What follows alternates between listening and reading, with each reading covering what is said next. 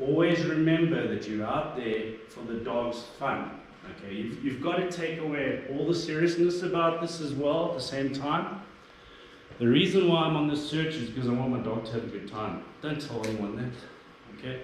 But you know that. The reason why I'm out here is I want my dog to have a good time. Because as soon as you think that this is serious and this is blah blah blah, you will find that the dog will close off, will close down. Okay? Because it knows that this is not fun. That's what you see. I mean, police canine with a bite. The dog thinks it's the greatest, funnest thing. You want a dog to think that. You don't want an aggressive dog taking a bite. Okay?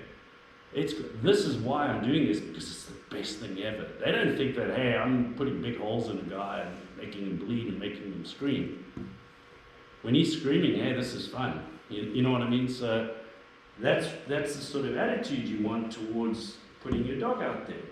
You've got to take everything that's you and it's about me and say, imagine this is the dog and why it's out there. It's a child and wants to have fun. Wants to go to the fair and have fun and run around the fair. So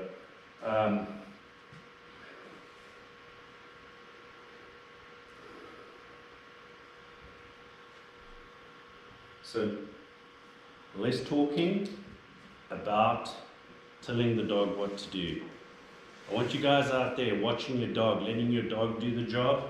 When you're going out, you have a plan. You have a plan, what you're trying to achieve. And guess what? It will most probably be something different. And you learn from that, because this was my plan, but this is what happened. You need to then go and say, wow, what happened? What happened? And what's the easiest way to relive an event? Can you say that again? What's the easiest way to relive an event? Video. Have somebody following you around. Have someone else following you, but the beauty of video is that for the next 6 months I can go every day and watch that video. Right. Tomorrow I can go and say, okay, I want to see what was my dog's tail doing during this event. And I knew what happened. Maybe I didn't. Maybe it was a single blinder and I didn't know what happened while I was running. Because that's going to give you information as well. Because remember, when you know what's going on, it gets back to this whole telegraphing thing, and you start giving the dog information, and guess what? The dog's working out what's going on. Okay? Dogs want that reward. They want this reward. And do you think they're going to go like, well, he wants me to do a group pattern. All right, let's do a group pattern. Because that's what he's asking me. No. The person who went ahead walked this way. The hell? I'll just follow the track. I've learned that following the track gets me what I want. Have you really trained the dog what you were hoping to train it to do? So when you say yes or no. Yes. It depends. Or it depends. So they are always trying to find the quickest way or the easiest way to get their reward. Okay? If they didn't do that, they wouldn't survive. Okay? Now with dogs, they've learned that I have to do that so the human gives me the reward most of the time. Okay? With hunting dogs, different. Okay? When I'm saying African wild dogs, okay, different thing. But any animal on earth is going to do whatever it can to get the reward. Now, if I want McDonald's, am I going to go in the opposite direction from in which McDonald's is to get the McDonald's? If I have the choice? No, I'm going to go the easiest way. I'm going to go the easiest way to get what I want. All right? So dogs are going to do that as well. You want to... So you've got to take that into consideration with your training. and what you're trying to achieve. What is your plan? What am I trying to achieve each time I'm going out and training? And don't go out and train if you don't have a plan. You have to have a plan to be able to train. Because if you don't, anything can happen. And anything will happen anywhere, but at least you know, like I know what the weather was. How many of you actually looked to see what the weather was before you started your problems? Do you have apps on your phone that can tell you what the weather is at least? Okay. And then visually, you've got to watch what's going on. Because remember, the weather app, unfortunately, they don't make a dog app for weather. Okay? Because what's happening over here is different from what's happening up here.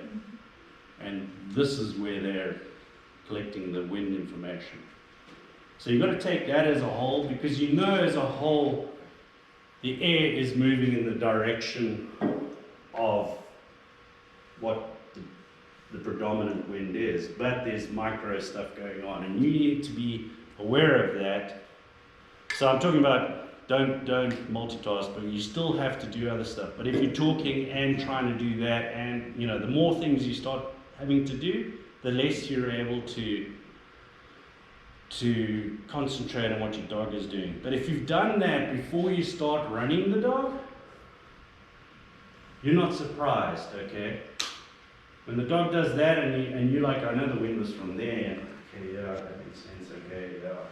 You know, you've already got, you're already expecting that the dog might do that, all right? But you let the dog do it, okay?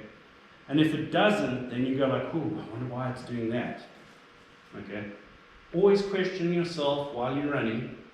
You can talk if that makes you comfortable, or if it's going to help you, you can talk, especially if you're with training with other people.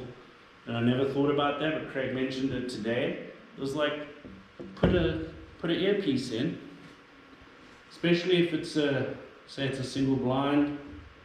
Put an earpiece in. The person behind you knows what the track is, has an earpiece. Phone call between each other, and you talk as you go. Hey, I see my dog just did a head pop. All right, I think it's going to stop. I think it missed its turn. Yeah, you're right. Okay, let the dog come back. You know, let the dog work out where it is. Okay, I see the dog's got its nose down, it's not going. Yeah, you're going in the right direction. Okay, so you can use that, but you're not going around and going like, hey, my dog's, what have you just done? Took your eyes off the dog. Took your eyes off the dog, okay? So I don't know who I told, and I've told it before. I'm running behind my dog, I'm doing stuff, and I'm falling. Graze my face. I don't care, I'm watching my dog, okay? Watching my dog all the time. That way I don't miss stuff. Because guess what? A lot of the time you miss stuff. You are missing stuff. Even if you're doing your best you can to keep an eye on the dog, you're missing stuff. Now, talking about reward and all that stuff, the people that are walking behind you, okay, they need to shut up, okay? Because when they're opening their mouth and like, hey, did you see